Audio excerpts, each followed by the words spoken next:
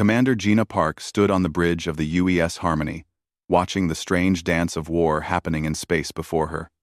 The human ship floated at a safe distance from what the aliens called a civilized battle. She had never seen anything like it. "This is how they solve problems out here," Captain Min Chen said, standing beside her. He was Earth's military expert, sent to learn about alien warfare. They meet at agreed places, fight with agreed rules, and whoever wins gets what they want. Gina watched two fleets face each other across the dark space. On one side were the Krex ships, big, dark vessels that looked like metal sharks. On the other side were the Thylorian ships, smaller, brighter, almost beautiful in their design. The Thylorians reminded Gina of butterflies trying to fight tigers. "The Krex want another Thylorian colony," Chen explained. "So they challenge the Thylorians to battle. If the Krex win, they get the colony. If the Thylorians win, the Krex leave them alone for 1 year." "What if the Thylorians just say no?" Gina asked. Chen's face became dark. "The Galactic Council says all disputes must be settled this way. If you refuse to fight, you lose by default. The Council calls it maintaining galactic peace through honorable conflict." Gina watched the battle begin. The Krex ships moved like hunters, quick and deadly. Their weapons lit up space with red energy beams. The Thylorian ships tried to fight back, but their weapons were weaker, their ships slower. It was clear who would win. "How many colonies have the Thylorians lost this way?" Gina asked. 12 in the past 2 years, Chen said quietly. "They used to have 37 worlds. Now they have 25. Ambassador Velith, the Thylorian leader on the human ship, approached them. The alien looked like a tall, thin person, with silver skin and large, sad eyes. "Commander Park," Velith said in careful English, "I hope your people might help us find another way. This system, it is killing my people slowly." Gina looked at the alien's face and saw real fear there. "What do you mean?" "The Krex are stronger than us.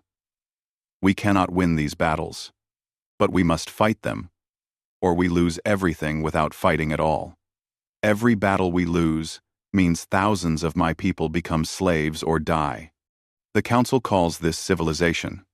On the view screen, 3 Thylorian ships were burning. Their crews were escaping in small pods, following the rules of civilized warfare. The Krex ships could have destroyed the escape pods easily, but they did not. That was against the rules. "Why don't the Krex just attack your worlds directly?" Gina asked. "It would be faster." Velith's eyes became even sadder. "Because then the Council would call them barbarians and punish them. This way, they can take everything we have and still be called civilized. The rules protect them, not us." Lieutenant Hana Kim, the communications officer, turned from her station. "Commander, the Thylorians are surrendering. The Krex have won." On the screen, the remaining Thylorian ships were moving away from the battle. The Krex ships did not follow them. That was also part of the rules. When an enemy retreated, you let them go. Gina watched the Krex admiral appear on the communication screen. The alien looked like a giant lizard with scars across his face. He was laughing with his officers, already talking about which Thylorian world they would take next. Admiral Kexvorth, the human translator spoke for him, says this was a good hunt. He thanks the Thylorians for providing sport. He will claim the colony of Thylos. 7. Tomorrow. Sport. The word made Gina angry. To the Krex, this was entertainment. To the Thylorians, it was the slow death of their people. "Commander," Velith said quietly, "will Earth speak for us in the Council? Perhaps if a strong young race like humanity asked for changes." Chen shook his head. "We're too new to galactic politics. The Council barely recognizes us. If we make trouble now, They might kick us out of civilized space entirely. Then my people will continue to die slowly, Velith said. One colony at a time. One battle at a time. All according to the rules. Gina watched the Thylorian ships disappear into faster-than-light travel. They were going home to tell their people that another world was lost. Children would cry. Families would be separated. Some would choose to stay and become slaves rather than abandon their homes.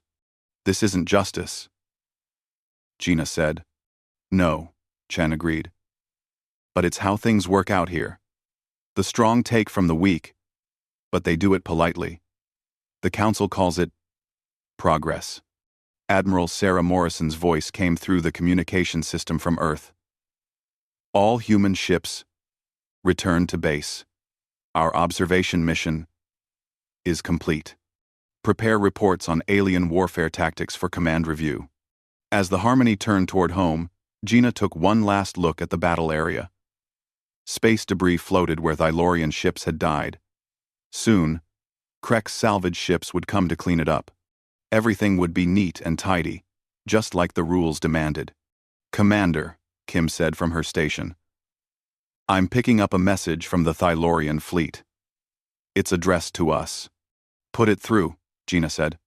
Velith's voice came through the speakers, sad but determined. People of Earth, thank you for witnessing our defeat today. When your people ask what you saw here, please tell them the truth. Tell them that civilization can be another word for slow murder. Tell them that sometimes the most evil thing you can do is follow the rules. The message ended. Gina stared at the empty space where the battle had happened, thinking about Velith's words. Around her, the human crew was quiet. They had all heard the message. They had all seen what passed for justice in galactic civilization. As they traveled back to Earth, Gina made a decision. She would write her report exactly as Velith had asked. She would tell the truth about what she had seen. Maybe Earth was too young and weak to change anything now. But someday, humans might be strong enough to make different choices. She just hoped that day would come before the Thylorians were completely destroyed by the galaxy's idea of civilized warfare. 3 weeks after the Civilized battle, Commander Gina Park was reviewing supply reports when the emergency alarm sounded throughout the UES Harmony. Lieutenant Hana Kim's voice cracked with panic as she spoke over the ship's communication system. Commander, we're receiving a distress signal from Thylos Prime. It's bad, ma'am. Gina rushed to the bridge, where Captain Min Chen was already studying the incoming data. His face was pale as he looked up at her. The Kreks have attacked the Thylorian homeworld. But this isn't a civilized battle. Gina, they bypassed all the rules. What do you mean? Gina asked, though she feared she already knew. Kim's hands shook as she worked her controls. The attack happened during the Festival of Remembrance. All Thylorian ships return home for that celebration. The Kreks waited until their entire fleet was gathered in one place, then attacked without warning. On the main screen, Ambassador Velith's face appeared. The usually calm Thylorian was covered in dust and blood. Behind him, Gina could see buildings burning and people screaming. Please, Velith said, his voice breaking. They are killing everyone. Not just soldiers.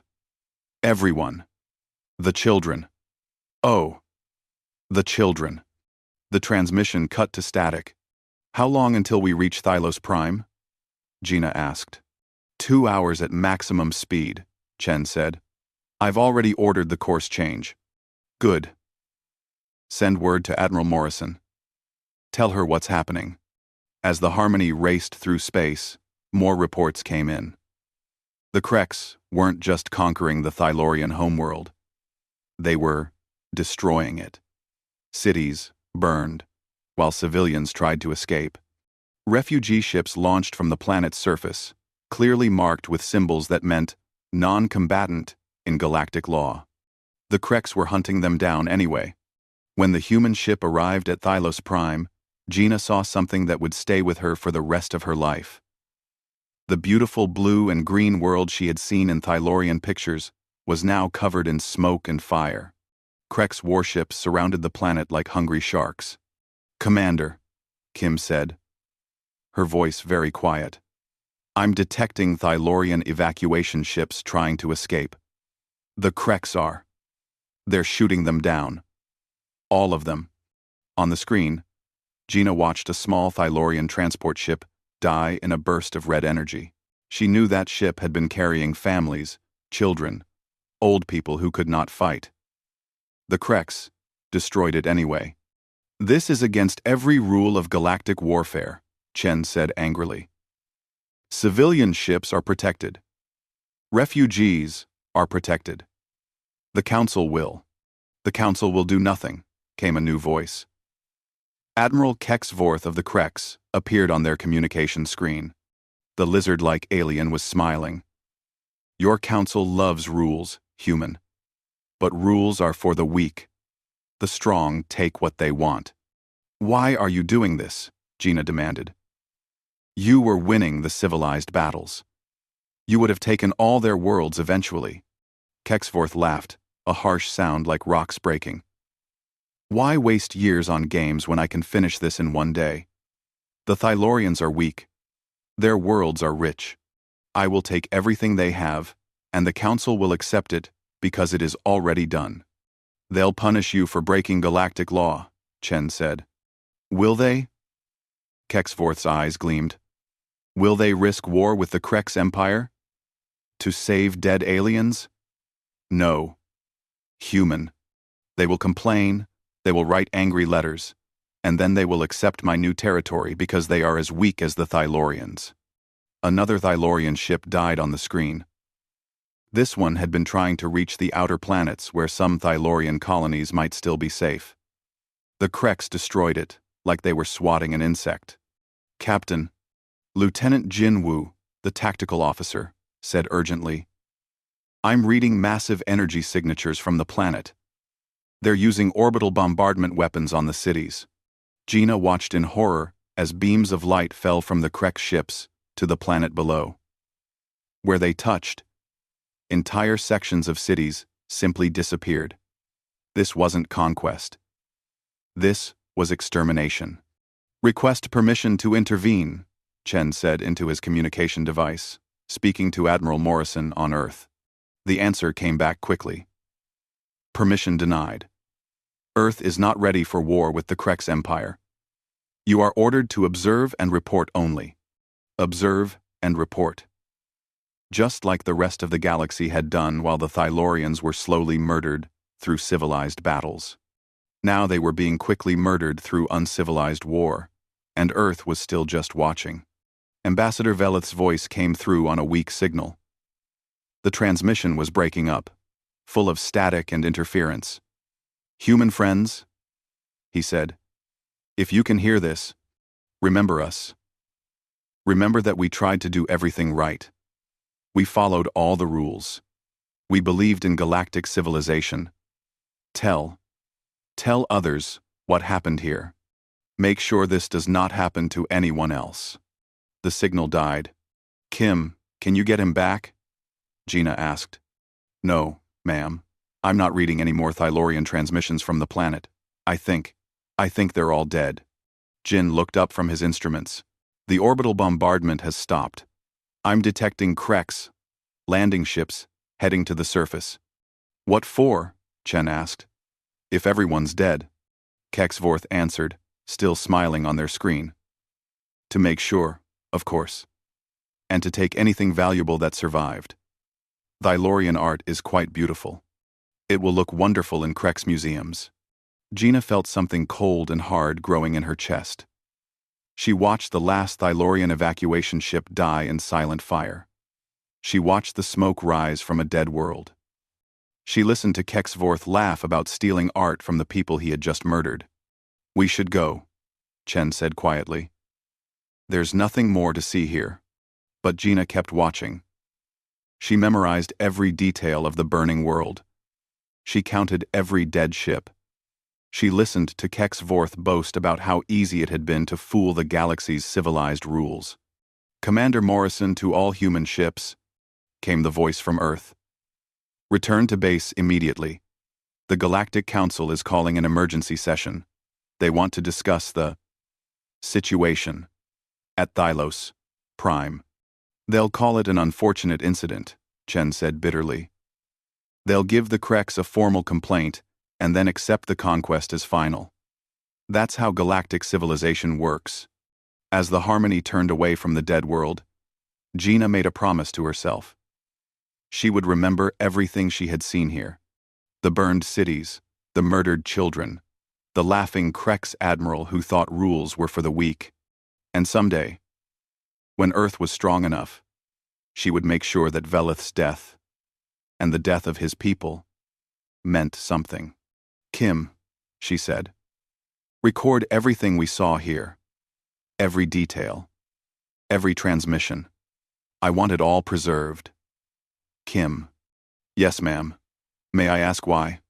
Gina looked back at Thylos Prime one last time. The beautiful world was now just a smoking ball of rock and ash. Because someday, someone is going to pay for this. And when that day comes, I want to remember exactly what they did. 6 months after the Thylorian massacre, Commander Gina Park sat in a meeting room deep inside Earth's military headquarters. The room was filled with Earth's top military leaders, but the mood was anything but cheerful. Admiral Sarah Morrison stood at the front, pointing to star maps that showed the current state of the galaxy. The Galactic Council officially recognized Krex control of all former Thylorian territory last week, Morrison said. They called the massacre an unfortunate escalation and gave the Krex a formal warning. The matter is now considered closed. General Park Dae-jung, Gina's uncle and head of Earth's ground forces, spoke up angrily. A formal warning. Millions dead, and they get a formal warning. It gets worse, Morrison continued. The Zelani are next. The butterfly people have no military at all. They're pure pacifists. The Krex have already challenged them to a civilized battle for their 3 richest worlds.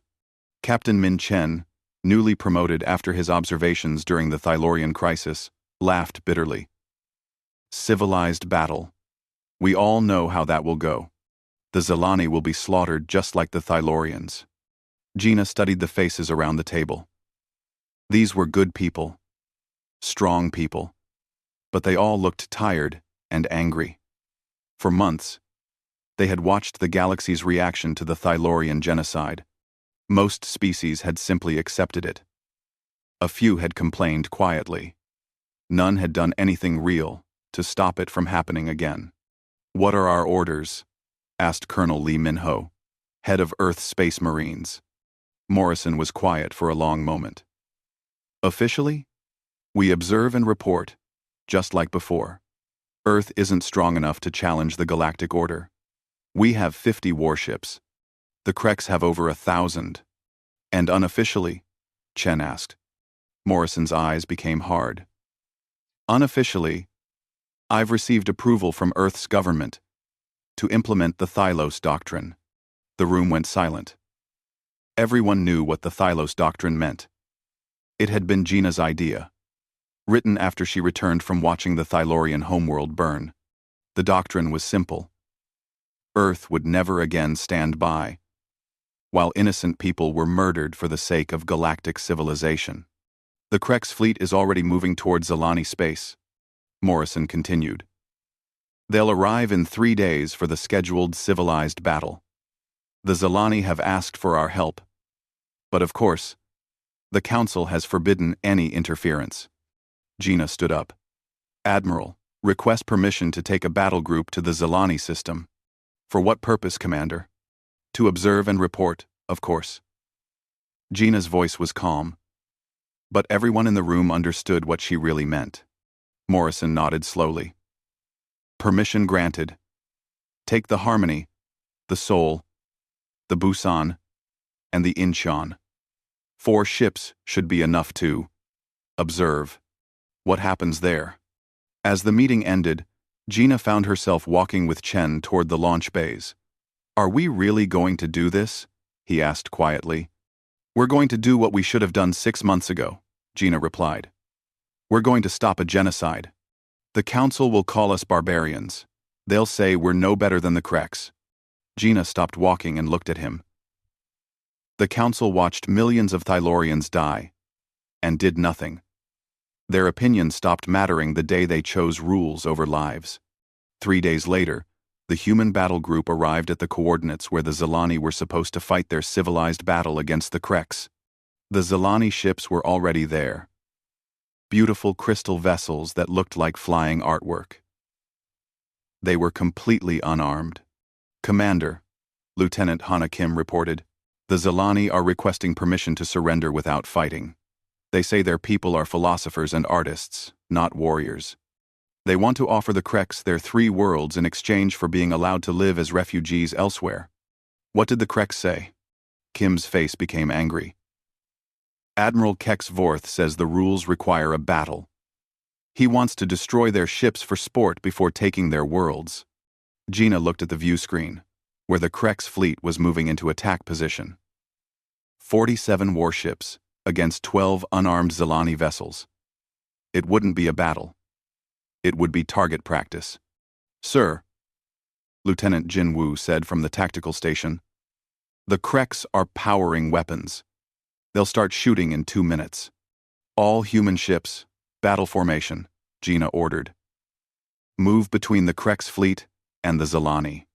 "Commander," came Admiral Kexvorth's voice over the communication system, "you are interfering with a legal galactic battle. Move your ships or face the consequences." Gina activated the ship's main communication array, broadcasting on all frequencies so the entire galaxy would hear her words. "Admiral Kexvorth, this is Commander Gina Park of Earth. You have 30 seconds to power down your weapons and withdraw from this system." The lizard-like alien appeared on screen, laughing. "Or what? Human? You have 4 ships. I have 47. Do you think your primitive weapons can threaten the Kreks Empire?" "I don't think anything," Gina said calmly. "I know." She cut the transmission and turned to Jin. "All ships, open fire. Target their engines and weapons. I want them disabled. Not destroyed. Yet." The space around the Kreks fleet suddenly filled with human weapons fire. But this wasn't the polite, civilized warfare the galaxy was used to. Earth's ships fired with everything they had, using tactics that ignored all rules of honorable combat. The humans had spent 6 months studying Kreks technology and building weapons specifically designed to destroy it. They knew exactly where to hit Kreks ships to cause maximum damage. They knew which systems to target first, which shields to overload, which weapons to destroy. In 4 minutes, 20 Kreks warships were floating dead in space. "What are you doing?" Kexforth screamed over the communication channel. "This is not how civilized battles are fought. There are rules." "You're right," Gina said. "We learned that from watching you murder the Thylorians. Rules are for the weak. The strong take what they want." She used his own words against him, and she could see the fear in his eyes as he realized what was happening. The remaining Kreks ships tried to fight back, but human tactics were completely unlike anything they had faced before. The Earth ships moved like hunters, coordinating their attacks and striking at weak points. They didn't follow any galactic warfare conventions. They fought to win, completely and totally. "Commander," Kim said, "the Council is sending urgent messages demanding that we stop this unauthorized attack." "Tell them," Gina replied, watching another Kreks ship die, "that Earth is no longer bound by their rules. Tell them we've learned that civilization is just another word for allowing evil to succeed." In 17 minutes, the battle was over. Not a single Kreks ship remained operational. Some had been destroyed. Others were floating helplessly, with their crews trapped inside disabled vessels. "What do we do with the survivors?" Chen asked. Gina looked at the crippled Kreks fleet. 6 months ago, she would have offered mercy, medical aid, and safe passage home. But she had seen too much since then. She had watched good people die while following rules that protected monsters. "Send a message to the Kreks Empire," she said. Tell them this is what happens when they threaten innocent people. Tell them that Earth remembers Thylos Prime. And tell them that if they ever try to hurt peaceful species again, we won't be so civilized next time. The communication channel crackled with outraged voices from across the galaxy. Council members demanded explanations. Allied species begged Earth to reconsider. Enemy species threatened retaliation. Gina listened to all of it and felt nothing but cold satisfaction. The galaxy had taught her this lesson through the blood of the Thylorians. Now they would learn what it meant when a species decided to stop being civilized. The galactic reaction to Earth's destruction of the Krex fleet was immediate and violent. Within hours of the battle, the Galactic Council declared humanity a rogue species and demanded their immediate withdrawal from all civilized space. The Krex Empire, humiliated by their defeat, officially declared total war on Earth and any species that supported them. Admiral Sarah Morrison stood in Earth's war room, surrounded by holographic displays showing military movements across the galaxy. The Krex are mobilizing everything they have, she reported to the assembled human commanders. Over 800 warships, plus support fleets. They're calling it the Human Extermination Fleet. Commander Gina Park studied the tactical displays. After the Zilani rescue, she had been promoted to head of Earth's new Protectorate Operations Division. How long until they reach Earth? 6 weeks, replied Captain Min Chen, now serving as Earth's intelligence chief. But they're not coming here first. They're systematically destroying every species that supported our intervention. The Zilani colonies, the Thylorian refugees, the Mendi trading posts. They want to make examples. General Park Dae-jung slammed his fist on the table. They're trying to turn the galaxy against us by showing the price of accepting human protection. It's working, Chen said grimly. 12 species have already sent formal apologies to the Krex Empire and renounced any alliance with Earth. They're terrified. Gina walked to the large star map, showing the advancing Krex forces. Red markers indicated enemy fleets. Blue showed human positions. And green represented species under Earth's protection. There was a lot more red than blue. What's the current status of our military buildup? She asked. Morrison pulled up new displays. All Earth shipyards are working at maximum capacity.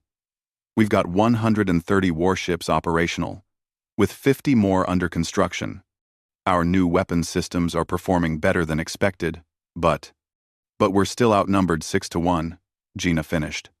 The Council has officially condemned our actions, Chen reported.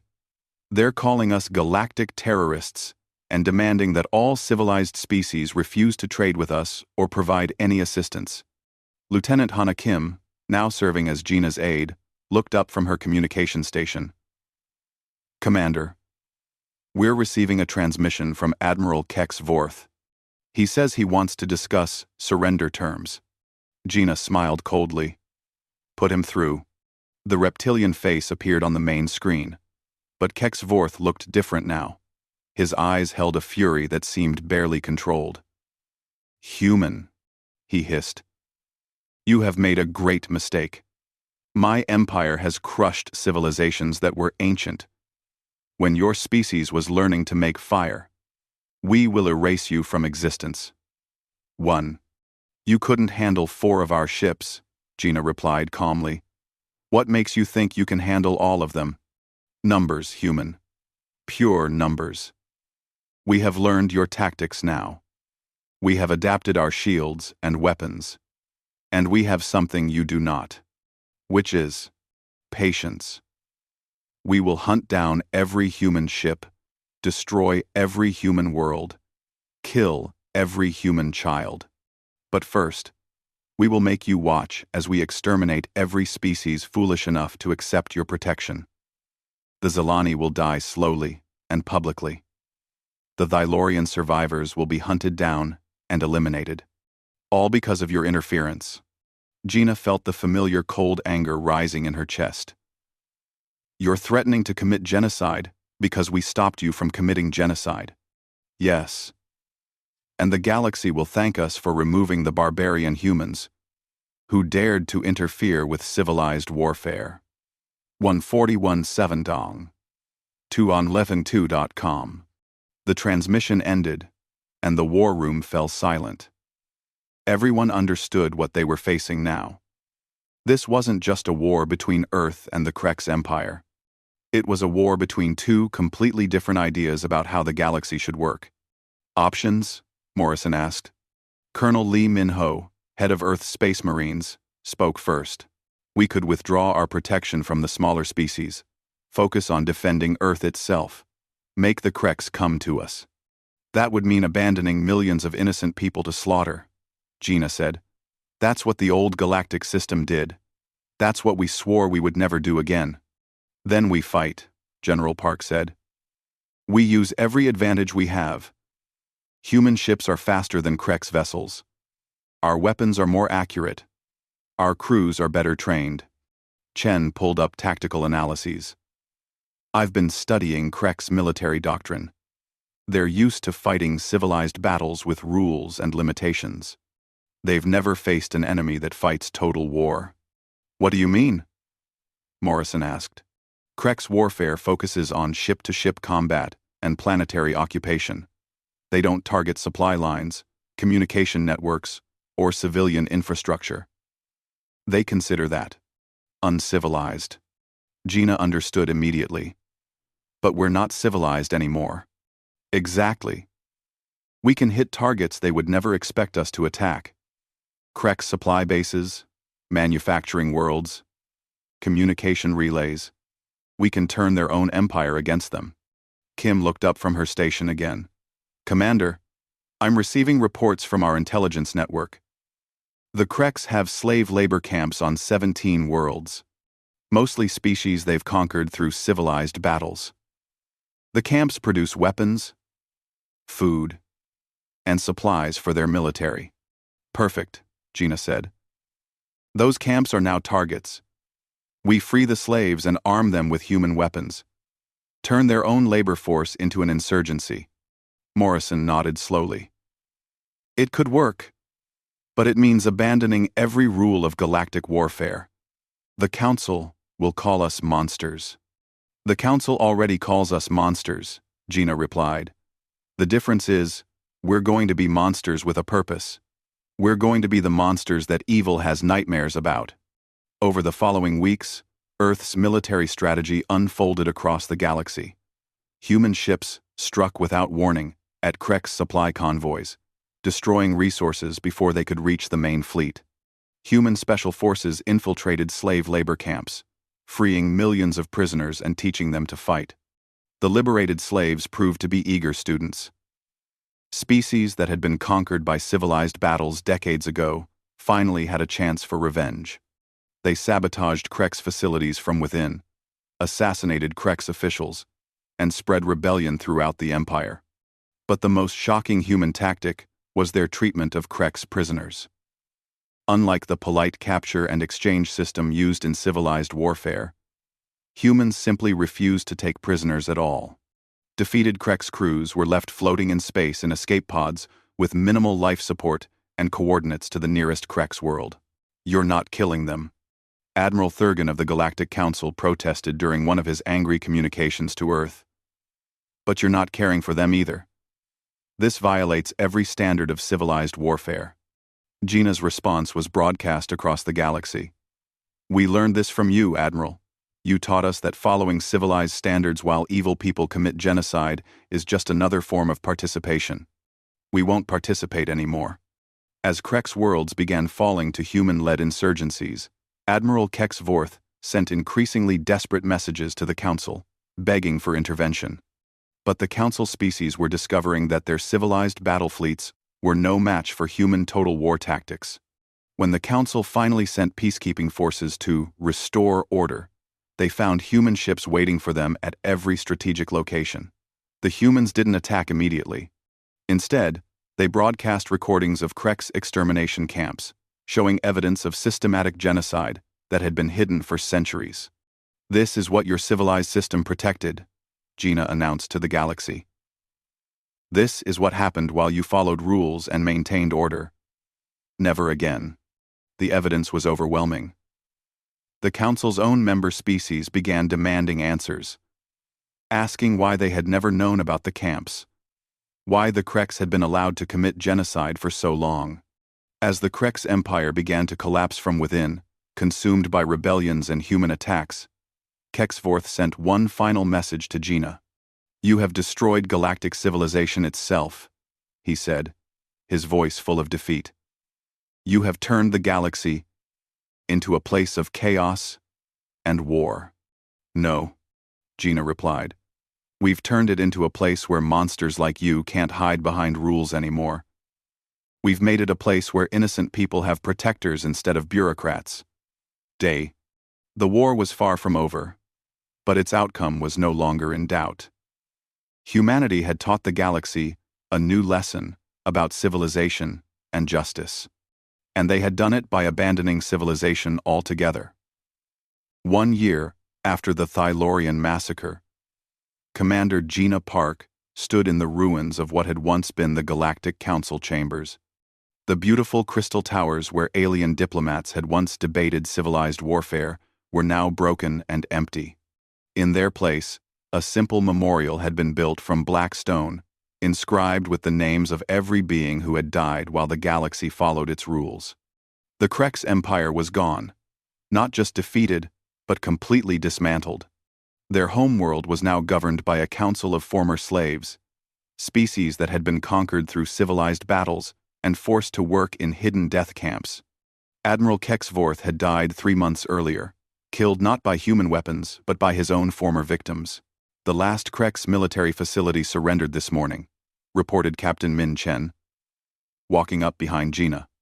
His face showed the exhaustion of months of total war, but also satisfaction. "Their remaining fleets are requesting permission to withdraw to neutral space." "Granted," Gina said, "but they go as refugees, not conquerors. Any Krex found threatening innocent species will be dealt with permanently." Chen nodded and spoke into his communication device. Around them, representatives from hundreds of species were gathering for the first meeting of what they were calling the Galactic Assembly. Unlike the old council, this new organization would have very different rules. Admiral Sarah Morrison approached, carrying a datapad with the new galactic charter. "The voting is complete," she announced.